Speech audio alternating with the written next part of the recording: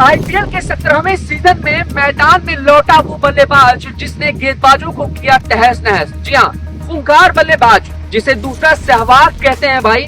हालांकि कुछ सालों से ये खिलाड़ी विवादों में रहा, कुछ सालों से इसके प्रदर्शन में वो चीज देखने को नहीं मिली, लेकिन कहीं ना कहीं अगर लगातार इसी तरह का प्रदर्शन होता रहा तो यकीन मानिए वीरेंद्र सहवाग का जो दूसरा रूप है वो इस खिलाड़ी के अंदर फिर से देखने को मिलेगा। जी हाँ, दूसरा सहवाग वो इसलिए क्योंकि भाई इससे कई दिग्गज बल्लेबाजों से कंपेयर किया जा रहा था।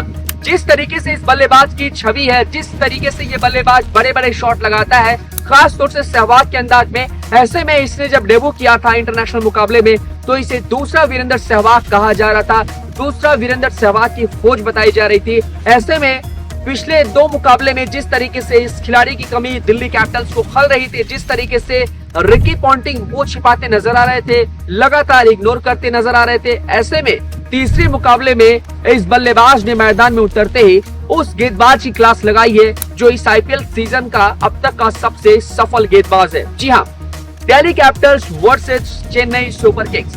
मुकाबला जबरदस्त रहा, शानदार रहा। धोनी को हम सबने मैदान में उतरते देखा, बड़े बड़े हवाई फायर किए। हालांकि धोनी ने अपनी कमाल की पारी से मुकाबला गंवाने के बाद भी दिल जीता, लेकिन कहीं ना कहीं एक खिलाड़ी ने भी दिल जीत लिया और वो है पृथ्वी शॉ। पृथ्वी शॉ की बात की जाए तो इंटरनेशनल मुकाबले से काफी समय से दूर रहे हैं, बीच में काफी विवादों में भी रहे थे, अपने मोटापे की वजह से काफी ट्रोल भी हो रहे थे।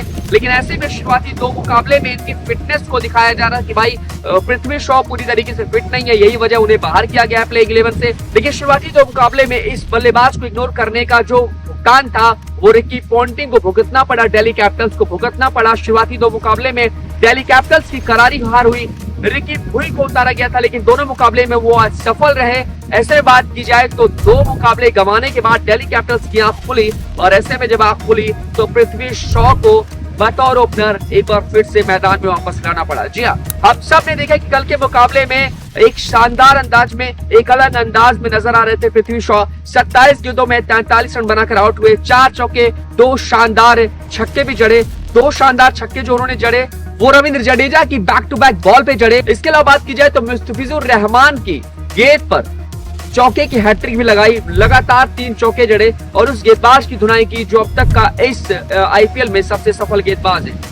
पृथ्वी शॉ की बात की जाए तो आने वाले मुकाबले में वो नजर आ सकते हैं। तो शुरुआती ओपनर में जिस तरीके से डेविड वार्नर का एक अच्छे खिलाड़ी का साथ होना चाहिए था, एक अच्छे खिलाड़ी की जो जरूरत थी वो कहीं ना कहीं पृथ्वी शॉ के आते ही वो कमी पूरी होती हुई नजर आ रही है। और ऐसे में डेविड वार्नर और पृथ्वी शॉ की जोड़ी जो कि पिछले कई सीजन से कमाल धमाल करती रही है, ऐसे में इस सीजन में भी वो कमाल धमाल करते नजर आए। इन तीनों बल्लेबाजों की बदौलत दिल्ली कैपिटल्स ने पहली जीत हासिल की और ऐसे में पृथ्वी शॉ ने दिखा दिया कि भाई वो वापसी करने को तैयार है।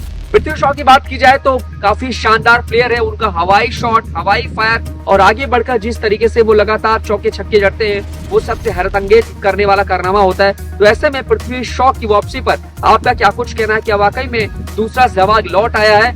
मुझे कमेंट कर अपनी राय जरूर दें और स्पोर्ट्स आर को देखते रहे, साथ ही साथ तमाम वीडियोस के लिए इस चैनल को सब्सक्राइब करना ना भूलें। धन्यवाद।